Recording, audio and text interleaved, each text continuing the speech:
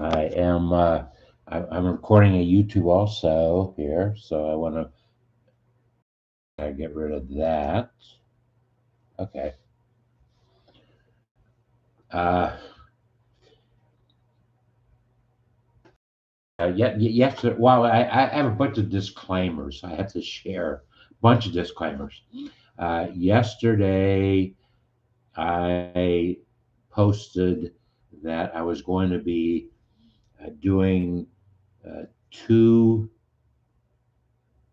Facebook Lives onto a new page I created yesterday, which was the New World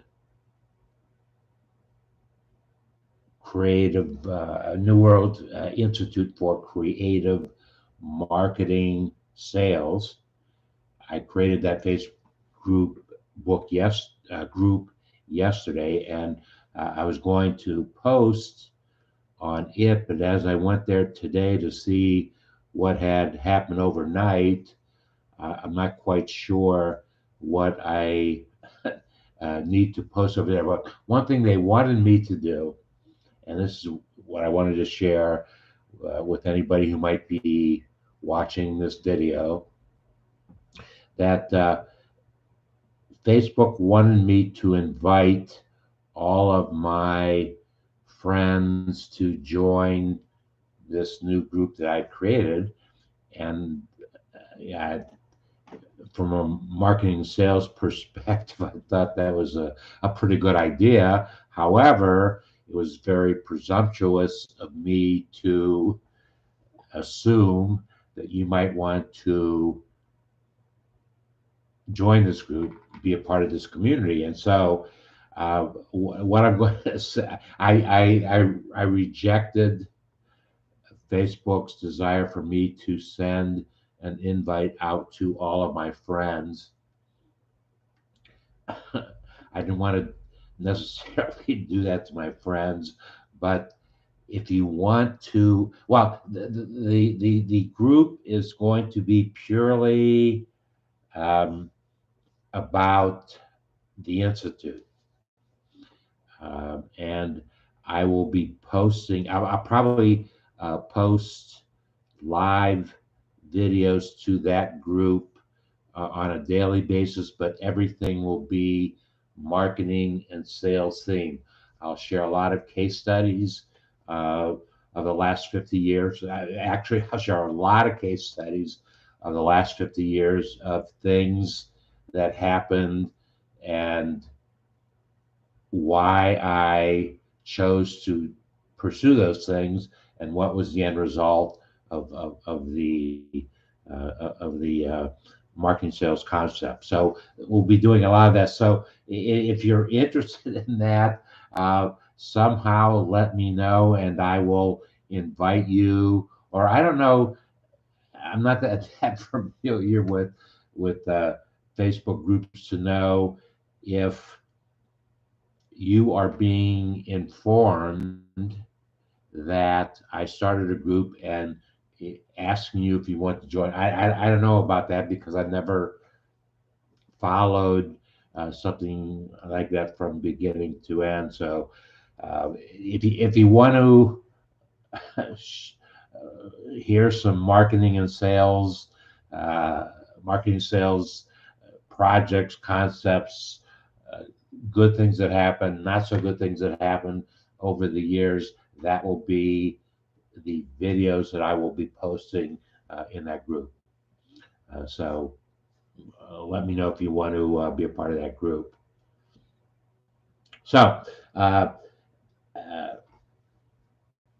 tonight, actually yesterday, I wanted to share. I wanted to do a Facebook Live yesterday, but for 3 or 4 or 5 reasons, it didn't happen, and so that's why I'm going to share with you this evening.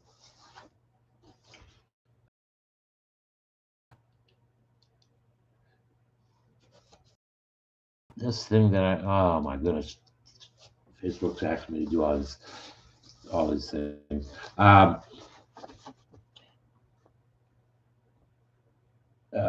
until March of 2020.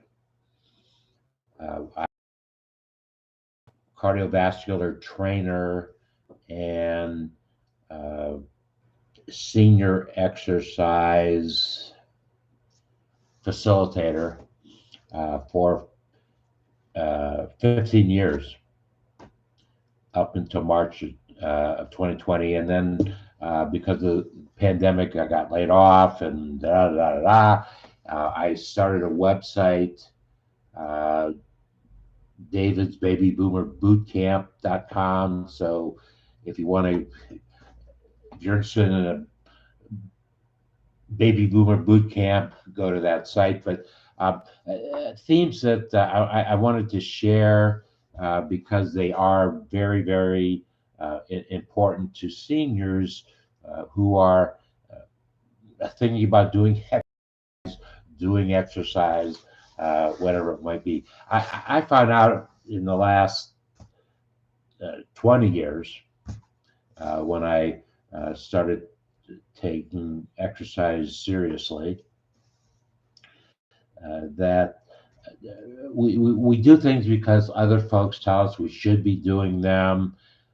We don't look inward enough to find out what we need to do personally to improve the quality of our lifestyle. That's what exercise does. Exercise has been, as I said, an extremely well. Actually, I've been exercised longer than 20 years, but uh, bottom line, exercise has kept me alive. Period.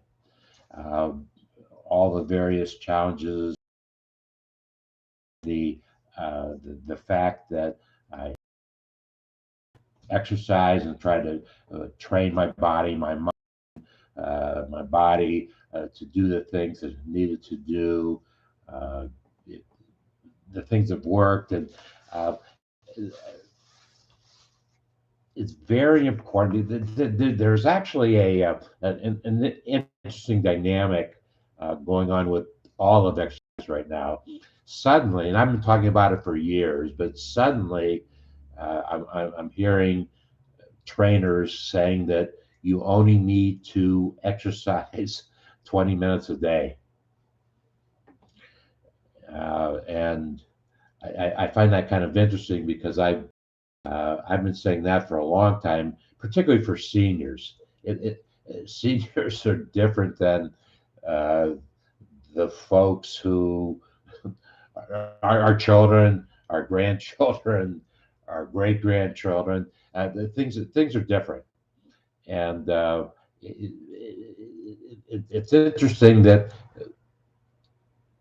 the young folks are talking about exercise in a different way than I have seen over the years.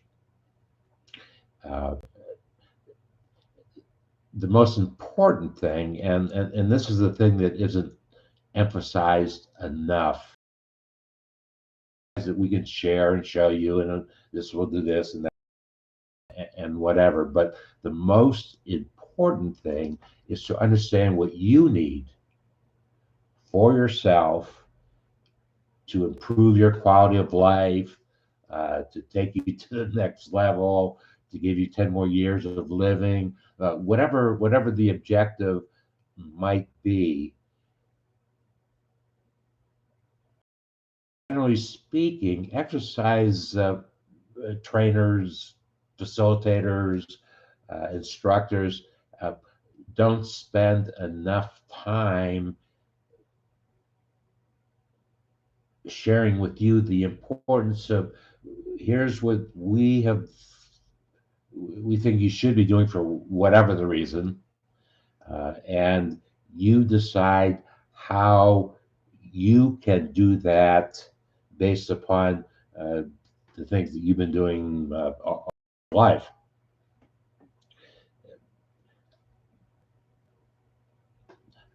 I have always, uh, one thing I will never share an exercise experience that I have not gone through myself to understand what value it brings to me. If it brings value to me and it's important, then I will share whatever that concept is with you. That's been my approach to advertising, exercising. You can ask me questions.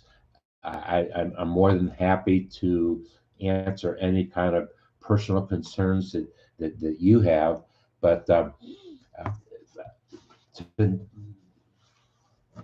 this evening, I wanted to share with you my thoughts about the five things that um, seniors should be working on a daily basis because it's very important uh, for the future.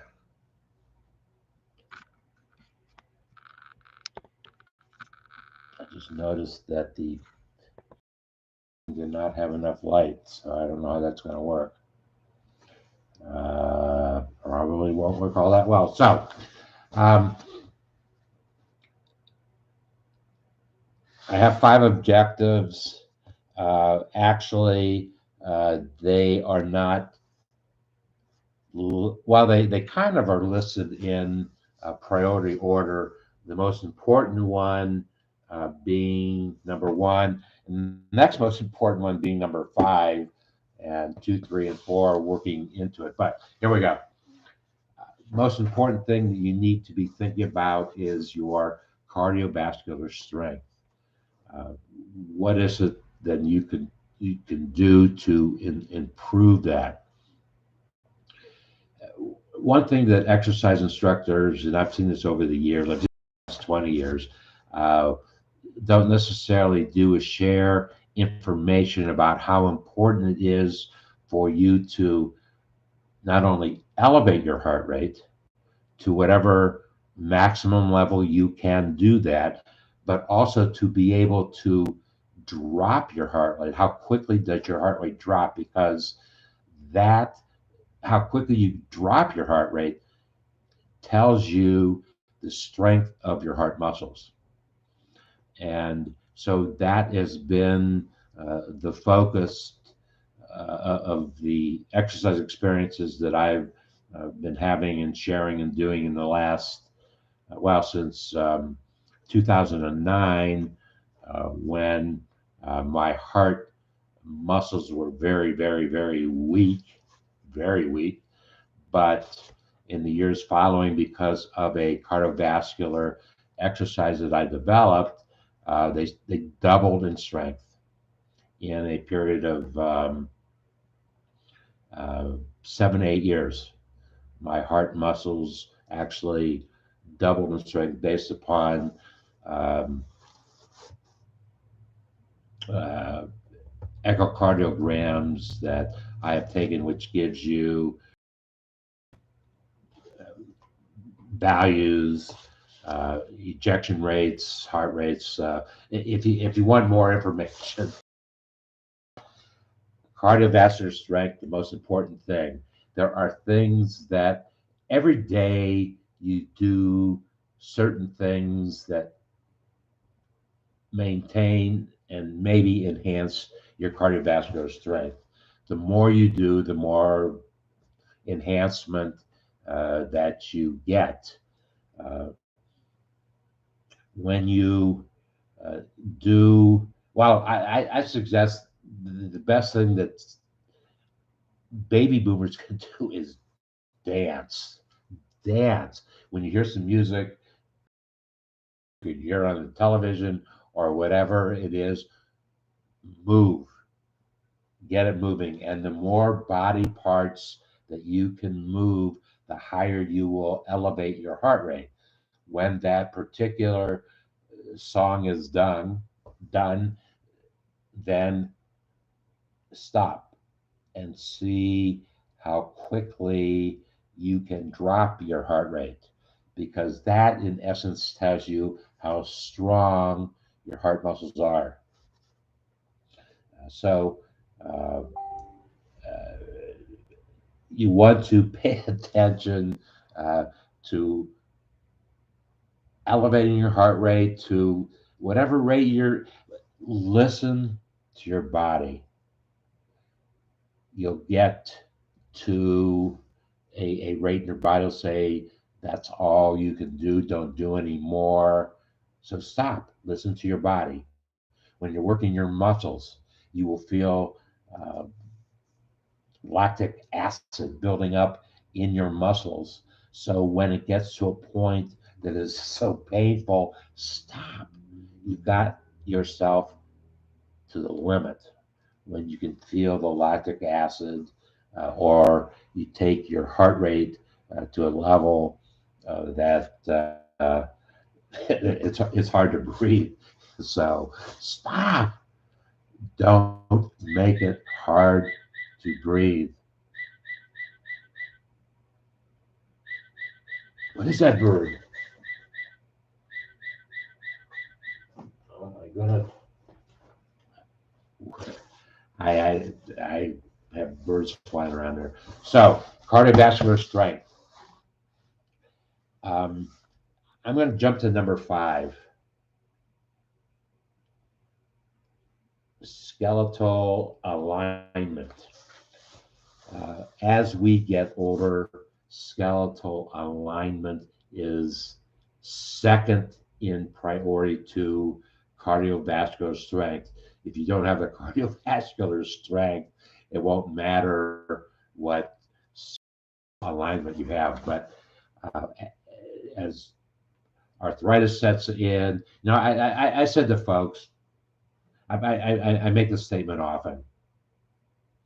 Uh, I work very, very hard to have good cardiovascular health because in 2009, I had very, very poor cardiovascular health. So I don't want to go back to those days. I want to move forward. So that's why I do the things that I do. I do what I need to do for myself. I will share some of those experiences with you and tell you why I did it, what the outcome was, and then you decide for yourself how that might apply to you and what you specifically need. Um, uh, and she came to my class as a senior, uh, older than I am. Came to my classes probably a third of the time. And every time I did a routine, she would ask, well, what muscles should we be working? And my standard response was, well, what muscles do you feel? Those are the muscles that you should be working. I'll show you the technique and the exercise, but will determine what muscles it impacts to you and your specific situation. So skeletal alignment, we must constantly, always keep our bodies in alignment. Our posture, how we sleep at night, all of those things are very, very important to skeletal alignment. The better your skeletal alignment is, the less you will feel the arthritis has been building up in your body for, in my case, almost 73 years. Oh, I started to say, I tell folks I have good cardiovascular strength because I work hard at having good cardiovascular strength. But my bones and muscles are almost 73 years old, and I need to do things to keep those in best shape as I possibly can. So I guess that moves us on to um, Well, let's move on to number 3 and 4, muscle strength and muscle tone.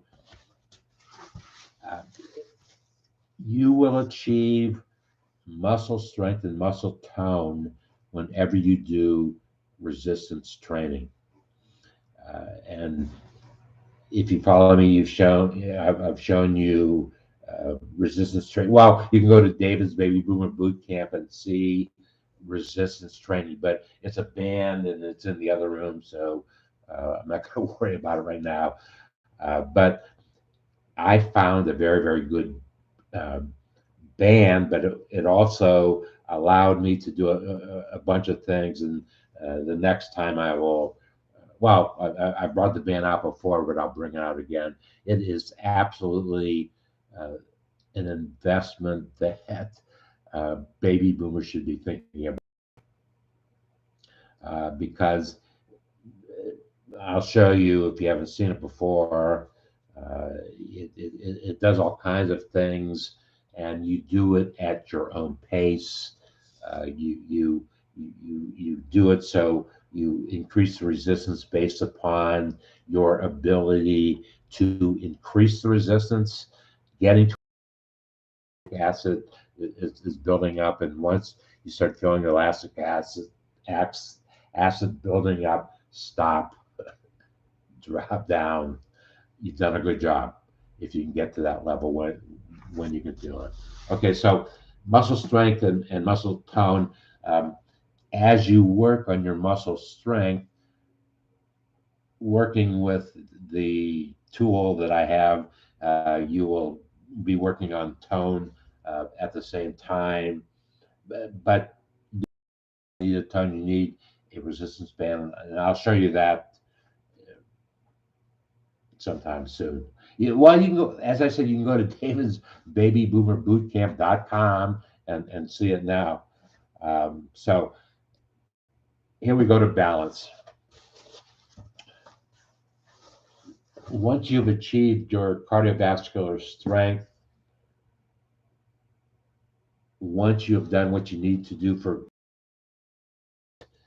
balance, falls into place.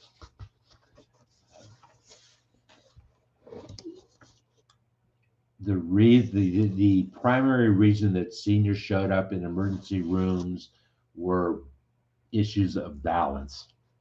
They fell, whatever. My first issue wasn't really, well, it was kind of a balance issue, but it was more of a heart issue where I passed out and hit my head on my bedroom wall and had a traumatic brain injury over the whole thing, but survived uh, and created a regimen routine that could be done so that um, you might be able to work on those things. But one of the things that really was impacted by my TBI in 2009. Um, so balance has been do things to increase to enhance my balance. Uh, I've done things in my daily living around my apartment that will help me in balance the way that I've designed things and laid things out. Uh, but balance is a most important concept. So you have to do everything that you can do to enhance your balance because it becomes an issue. Uh, Forget about the TBI that I had back in 2009. As our muscles start to change and our bone structure starts to change, and we have arthritis in our bones, your balance is going to be impacted. And you can go and find things that will enhance your balance, and we certainly will be sharing those things in the future. So, in summary, These 5 concepts are all things that baby boomers must think about as they create an exercise regimen for themselves. Cardiovascular strength, balance, muscle strength, muscle tone, and skeletal alignment. I think about those things every day, and I absolutely can say that I think it would be important if you thought about those same 5 things in your daily living. Uh, and David, we'll see the next time on Facebook Live someplace, which may absolutely be the best time. See you then.